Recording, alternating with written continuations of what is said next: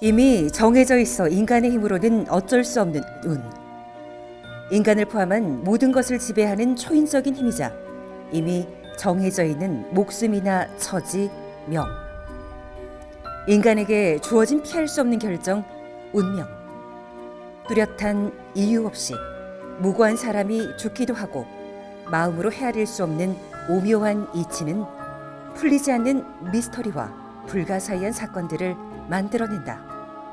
죽은 자는 말이 없으나 그들을 보고 접하는 무당들은 이야기한다. 명확한 해답을 찾지 못해 떠도는 원혼의 도전장을 내민 미스터리를 향한 영검한 무당들의 점사가 지금 시작된다.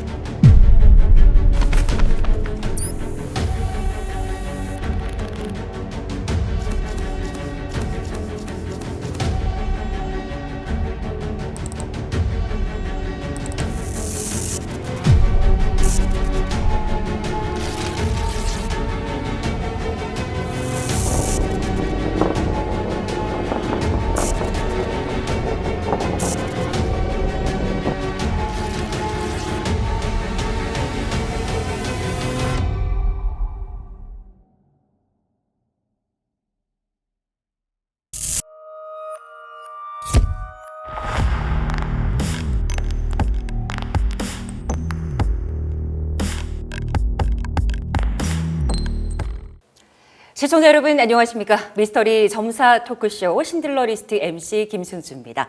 오늘 함께 하실 두 분 선생님 인사 나눠주시기 바랍니다. 선생님 안녕하세요. 네, 안녕하세요. 신명을 모신 대국당 용해 장군입니다.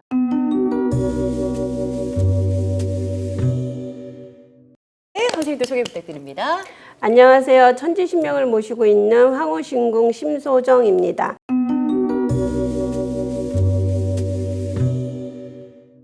오늘의 공통 키워드는 죽음의 수수께끼의 편으로 제가 맡은 인물은 고 김광석 씨입니다.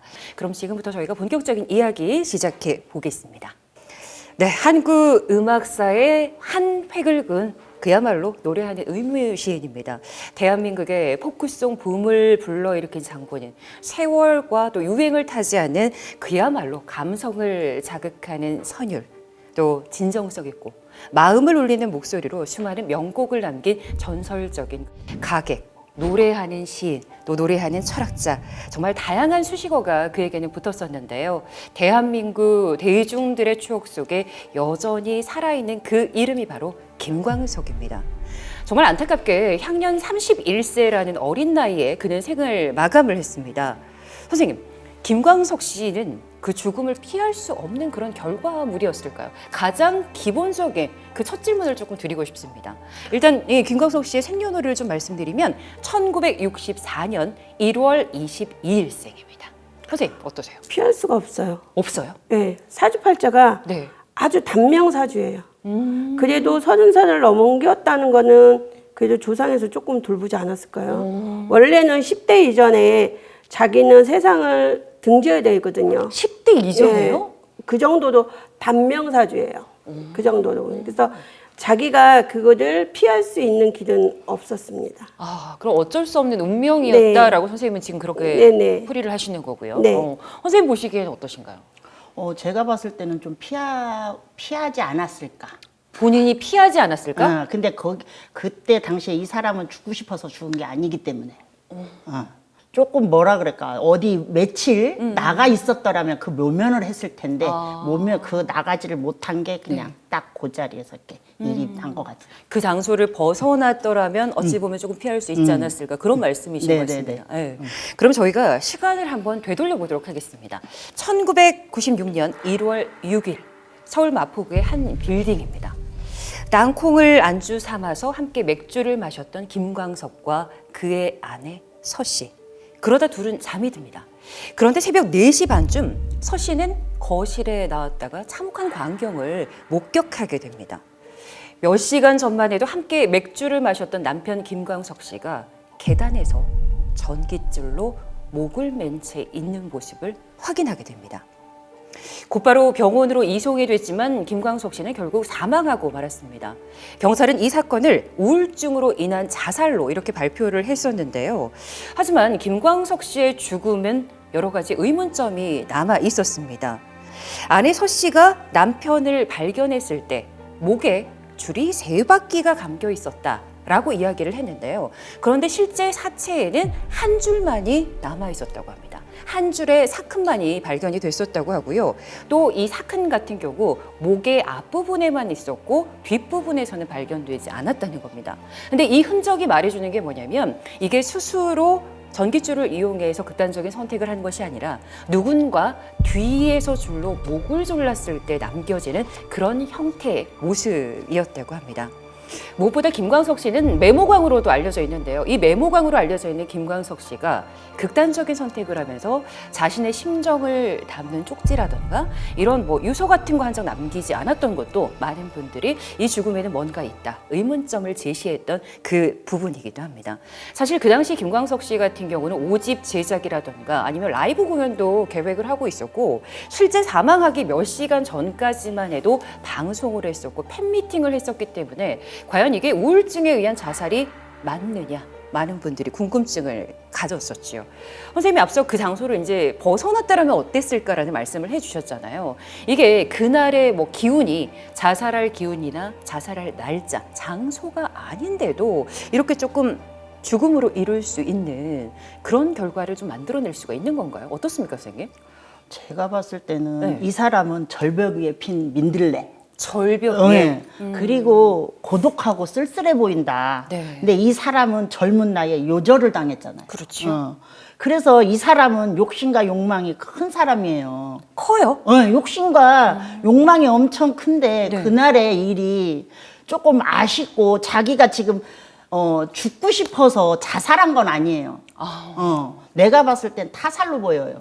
선생님이 보시기에는 네네네네. 스스로 극단적인 선택을 한 것 같지는 나는 않다. 아니다. 선생님 어떠신가요? 저는 우울증이 아니라고 봐요. 아니다. 네. 선생님도 어찌 보면 같은 의견이시네요. 그렇죠. 근데 이제 와이프 되시는 부인 되시는 분하고 이제 술을 마셨잖아요. 네. 근데 과연 그 술에 술만 마셨을까요?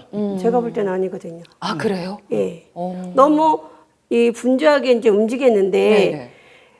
둘이서만 저는 먹었다고 보이는 게 전혀 아니고 어떤 한 사람이 자꾸 보이니까 제 3자가 있었다라는 예. 말씀이신가요? 자꾸 그게 보여요. 저희가 시시비론을 할 수는 네네네. 있는 그렇죠, 거는 안 되는데 그렇죠. 이분은 우울증을 돌아가신 건 아니다. 자기 자의에서 간 것도 아니고 이거는 그러니까 네. 어쩌보면 표면적으로는 이제 자살이라고 표명은 났는데 네. 제가 영적으로 이렇게 보나 이렇게 눈을 감고 그 양반을 잠깐 이렇게 본다 그러면 절대 아니거든요. 제가 볼 때는 자살은 아니다. 이 부분에 대해서는 두 분 선생님의 또 공통적인 의견이라는 것, 공통적인 이야기를 확인할 수가 있었습니다. 그런데 그 김광석 씨의 죽음을 저희가 언급을 하게 됐을 때는 가장 먼저 떠오르는 인물이 있습니다. 두 분 다 알고 계시는 바로 아내 서 씨죠. 어찌 보면 김광석 씨의 시신을 가장 먼저 또 발견했던 사람이 아내 서 씨인데 사실 남편의 시신을 발견할 당시 이 서 씨 같은 경우는 거실에서 쿵소리가 들려서 듣고 나갔다가 발견을 했다. 이렇게 진술을 했었었고요. 근데 그 이후에는 남편이 추울까 봐 이불을 가지고 나갔다가 발견했다. 어찌 보면 진술이 번복된 겁니다.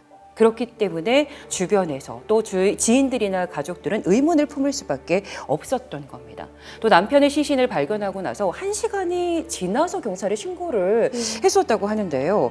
남편이 사망한 이후에도 무엇보다 김광석 씨 하면 또 기타가 떠오르잖아요. 이 그렇죠. 기타를 비롯한 물품들을 헐값에 빨리빨리 처분을 했다고 합니다. 사실 이런 행동들을 봤을 때는 가족을 잃은 사람의 모습이다, 남편을 잃은 아내의 모습이다라고는 쉽게 이해되지 않는 태도들을 많이 보였습니다. 그 때문일까요? 현재까지도 김광석 씨 죽음에 대해서 이 아내 서 씨 같은 경우는 의혹을 받고 있습니다. 선생님, 두 분께 제가 방송 이제 시작하기 전에 질문을 드렸던 게 혹시 모시고 있는 신들이 오셨습니까? 라는 질문을 드렸는데 네. 혹시 그날 무슨 일이 벌어졌는지 혹시 보이실까요? 정신없이 왔다 갔다 뭐 정리정돈을 해야 되는 거잖아요. 그러니까 이 정리정돈하는 그 모습도 보이는데 그 반면에 어떤 사람하고 같이 왔다 갔다 이렇게 동선을 움직이면서 정리하는 게 보여요. 아내 서 씨가. 예. 그러니까 그러다 보니까 네. 이거는 뭐지? 지금 제가 이거 앉아 있는데도 소름이 끼칠 정도로 이 느낌이 확 와닿는 게 네. 이게 뭐야? 어느 하나를 정리를 해놓고 나면 어떤 하나를 또 이렇게 뒤로 빼고 딱 그렇게 자꾸 움직이고 있어요. 그 분이. 네. 그러니까 1시간이란 그 시간이 네네. 자기한테는 어떻게 보면 충분한 시간은 아니기 때문에 누군가가 동조자가 있어서 정신없이 왔다 갔다 해야 되겠죠. 선생님은 어떠시나요? 지금 선생님하고 얘기는 거의 같은데, 내가 봤을 때는 그 술을 놓고 먹었잖아요. 네. 그러니까 내가 봤을 때는 그 사람이 술을 먹었지만 단지 술만 먹은 건 아니고, 거기에다 이 김광석 씨를 꼼짝 못하는 뭔가를 탄 것 같아요. 아니 선생님들이 이야기를 들으면 들을수록 일단 뭐 저희가 그 사건의 진실이 어떤 건지는 정확하게 말씀을 드릴 수 없습니다만 왜 주변에서 의혹을 가졌었고 의문점을 제기했었는지 조금 이해가 되는 부분도 좀 있는 것 같습니다. 그런데 사건이 또 한 가지가 발생을 합니다. 2017년 9월 20일 고 김광석 씨의 딸 김양이 16살의 나이로 사망했다라는 소식이 전해지게 됩니다. 그런데 김양이 사망한 것은요 2007년 12월입니다. 이미 10년 전에 사망을 했다고 하는데요. 가부끼 증후군이라는 희귀 질환을 앓다가 호흡기 문제로 사망을 했다고 합니다. 선생님 괜찮으세요? 예, 저희가 지금 사건 그 이후 이야기를 전해드리고 있는데도 계속 그 기운을 조금 선생님 느껴지시는 것 같습니다. 자, 계속해서 이야기를 이어가 보면 이 딸의 사망 소식이 밝혀지게 된 거는 친가지요. 김광석 씨의 본가에서 손녀의 행방에 대해서 실종 신고를 하면서부터였다고 합니다. 친가와 아내 서 씨는 사실 김광석 씨의 음반 저작권 문제로 10여 년간 법적 분쟁을 겪고 왔었고요. 결국 친가가 손녀에게 이 음반 저작권을 양도하는 것으로 합의가 됐었습니다. 근데 이 서 씨 같은 경우는 딸의 사망 소식을 일가족에게도 알리지 않고 숨겼었고요. 장례식도 치르지 않고 하장을 했었다고 합니다. 그리고 그 당시 왜 그랬느냐라는 이유에 대해서는 경황이 없었다. 엄마가 경황이 없을 수 있을까라는 생각도 사실은 해보게 됩니다. 그래서 서 씨가 저작권 때문에 딸을 죽음으로 몰고 간 것이 아니냐 이런 의혹을 받고 있는데 여기에 대한 선생님들의 선생님들의 의견을 좀 듣도록 하겠습니다. 선생님도 괜찮으시죠? 네. 일단 좀 어떤 의견이실까요? 그 자식을 죽으면 네. 가슴에 묻는다 맞아요. 그러죠? 예. 그죠? 그러니까 신랑이 죽으면 툭 털어버리고 그잖아요. 부부 사이가 좋지가 않았거든요. 네네. 왜 극과 극을 만나다 보니 서로가 이게 대립도 많고 그리고 또 김광석 씨 같은 경우는 성품 자체가 온순하고 착한 그러니까 순하다 그래야 되죠. 근데 여자는 좀 과격한 면이 있고 그리고 낭비벽이 좀 있고 왜 얘 이 자손에 있는 그 일정 부분에 저작권료가 있잖아요. 네네. 그러니까 그거를 내가 다 흡수를 해야지만 만족을 하는 삶을 살 수가 있어요. 근데 그걸 흡수를 못하면 내가 만족할 수가 없는데 야, 너 같으면 만족하겠다! 이렇게 되는 거야. 이게. 뭔 소리인지 아시죠, 아나운서님? 내 주머니가 단단해야 돼. 그렇죠. 네 주머니 거 내 거 가지고 와야 돼. 나 그거 잡아야 돼. 그러면 얘 죽은 거 필요 없어. 죽었는데 뭐. 그럼 빨리 갔다 화장해야지. 남들 모르게 얼른 처리를 해야지. 그잖아요. 그리고 추후 문제를 해결하기 그럼요. 위해서 왜? 내 욕심이거든. 이 욕심은 내가 숨겨야 되거든. 이 뒤에다 딱 숨겨놓고 움직여야 되니까. 그러다 보니 사람들이 볼 땐 네. 저 여자 독종이야. 뭐야. 독종 맞죠. 자식을 본 게 아니라 돈으로 환산을 했으니까. 아니 사실 저희가 일반적으로 알고 있는 엄마의 모습과는 네. 사실 너무 다르기 때문에 네. 과연 엄마가 이런 행동을 할 수 있을까라는 생각을 좀 해보게 됩니다. 선생님은 어떠세요? 내가 봤을 땐 네. 김광석 씨는 이 딸을 굉장히 이뻐하고 챙겼어요. 네. 근데 엄마는 안 챙겼어. 왜냐면 이 친구가 가부끼 증후군을 갖고 있잖아요. 네. 그러니까 솔직히 멀쩡한 사람도 지가 알아서 밥을 먹어야 되는데 나는 바빠. 활동도 해야 되고 그렇죠. 이 선생님 말 맞다나 좀 쓰고도 다녀야 되고 사람도 만나야 되는데 얘가 귀찮게 해. 네. 그러니 어떡 하겠어요. 근데 이제 서방도 그렇게 됐고 네. 뭐 했으니 이 자식이라고 그걸 못 하겠냐 이거지. 근데 약을 먹이면서 제가 영을 뜬 이유는 네. 약을 먹고 있잖아. 이 얘기 서연이가 네. 약을 먹으면서 거기에다 뭘 한 방울씩 넣었다 이래. 정말요? 응. 그래서 얘가 그렇게 하고 나서 이 저작권료가 시집에서 본가에서 네네. 딸한테 줬잖아요. 네.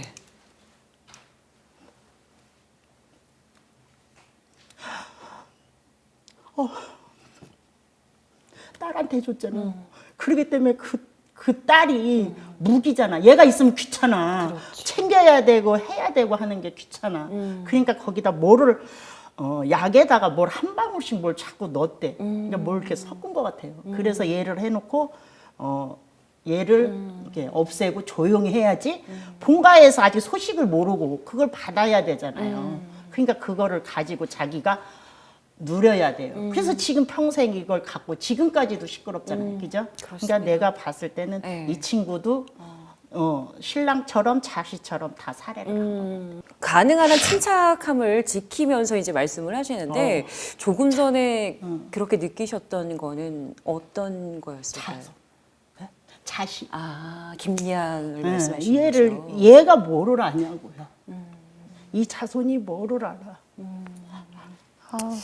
맞습니다. 아, 죄송합니다. 예. 아니요, 괜찮습니다, 선생님. 또 모시고 있는 신의 영역으로 또 저희가 점사 토크쇼를 진행하고 있기 때문에 이 부분은 충분히 여러분께서도 이해를 해주시리라 생각을 합니다. 그래서 제가 이 촬영을 앞두고 이 네. 자손 때문에 이 사람 때문에 먹지도 못하고 잠도 못 자고 지금 이 며칠 동안 이러고 왔는데 집에서는 울었어요. 근데 여기서는 안 울리라고 했는데 또 오늘도 또 이렇게 하네. 아, 안 네. 울고 싶었는데. 괜찮습니다. 예. 아, 죄송합니다. 네, 또 저희 방송을 보시는 분들이 왜 선생님들이 이런 생각을 하시고 이런 말씀들을 하셨고, 아, 본인들도 모르게 이렇게 행동을 하시는 것은 실제로 그 사건 속으로 들어가서 바라보시기 때문에 그런 게 아닌가라는 또 이런 좋은 또 풀이를 해주시리라 생각을 하겠습니다.